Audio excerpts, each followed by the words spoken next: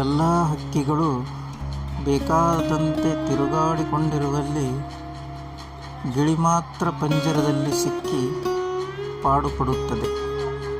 ಇದು ಗಿಳಿಯು ಸವಿನುಡಿಗಳನ್ನು ನುಡಿದುದರ ಫಲ. ಸಿಟ್ಟು ಬರದೇ ಇರುವವನಿಗೆ ಎಂದಾದರೂ ಸಿಟ್ಟು ಬಂದರೆ ಅದು ಸರ್ವನಾಶಕ್ಕೆ ದಾರಿ.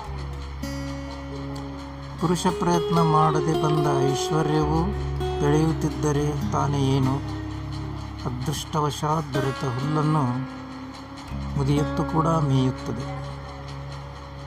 ಕೆಲಸವನ್ನು ಮಾಡದೆ ಯಾವನು ಗಟ್ಟಿಯಾಗಿ ಫಲವನ್ನು ಹೊಂದುವನೋ ಅವನು ನಿಂದೆಗೆ ಪಾತ್ರನಾಗುತ್ತಾನೆ, ಬಹುಶಃ ದ್ವೇಷಿಸುವಂತೆಯೂ ಆಗುತ್ತಾನೆ.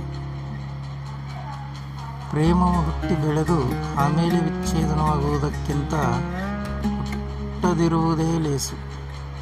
ಕಣ್ಣು ಕಿತ್ತು ಹೋದವನು ಸಂಕಟ ಪಡುವಷ್ಟು ಹುಟ್ಟು ಕುರುಡನು ಪಡಲಾರ. ರೆಪ್ಪೆಯ ಕೂದಲನ್ನು ಯಾವಾಗಲೂ ಕತ್ತರಿಸುವುದಿಲ್ಲ, ತಲೆಕೂದಲನ್ನೇ ಕತ್ತರಿಸುತ್ತಾರೆ. ಅಭಿವೃದ್ಧಿಯನ್ನು ಹೊಂದುತ್ತಿರುವವರಿಗೆ ವಿಪತ್ತುಗಳು ಸಂಭವಿಸುತ್ತವೆ. ತುರ್ತಾಗಿ ಆಗಬೇಕಾದ ಕೆಲಸವನ್ನು ಇಂದು ನಾಳೆ ಎಂದು ಮುಂದೂಡಬಾರದು. ಹಣವು ಅಕಾಲದಲ್ಲಿ ಕಾಣಿಸಿಕೊಳ್ಳುವ ಮೋಡದ ಹಾಗೆ, ಅಕಸ್ಮಾತ್ತಾಗಿ ಬರುತ್ತದೆ, ಹೋಗುತ್ತದೆ. ದಾನ ಮಾಡದವನಿಗೆ ಬೇಡುವ ಸ್ಥಿತಿ ಬಂದೇ ಬರುತ್ತದೆ. ಕ್ರಮವಿಲ್ಲದೆ ಉಪಾಯವಿಲ್ಲದೆ ಒಂದು ಕೆಲಸವನ್ನು ಆರಂಭಿಸಿದರೆ ಅದು ಸಿದ್ಧಿಸುವುದಿಲ್ಲ. ಐಶ್ವರ್ಯವಂತರಿಗೆ ಕರುಣೆ ಇರುವುದಿಲ್ಲ.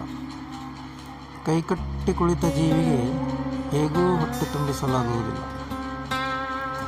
ಬಯಸಿದ ವಸ್ತುವನ್ನು ಪಡೆಯಲೇಬೇಕೆಂಬ ಸ್ಥಿರ ನಿಶ್ಚಯಕ್ಕೆ ಬಂದಿರುವ ಮನಸ್ಸನ್ನು ಹಾಗೂ ಹಳ್ಳದ ಕಡೆಗೆ ಹರಿಯುವ ನೀರನ್ನು ಯಾರೂ ಹಿಂದಿರುಗಿಸಲು ಸಾಧ್ಯವಿಲ್ಲ. ಯಾರು ಶಾಶ್ವತವಾದುದನ್ನು ಬಿಟ್ಟು ಬಹುಶಃ ವಿಷಯಗಳ ಬೆನ್ನು ಹತ್ತುವನೋ ಅವನು ಇದ್ದುದನ್ನು ಕಳೆದುಕೊಳ್ಳುವನು, ಇಲ್ಲದದು ಸಿಗುವುದೇ ಇಲ್ಲ. ಕ್ಷಮೆಯಿಂದ ಮನುಷ್ಯನ ಕಾಂತಿಯು ಮುಂಜಾನೆಯ ಸೂರ್ಯದ ಪ್ರಭಯದಂತೆ ಬೆಳಗುತ್ತದೆ.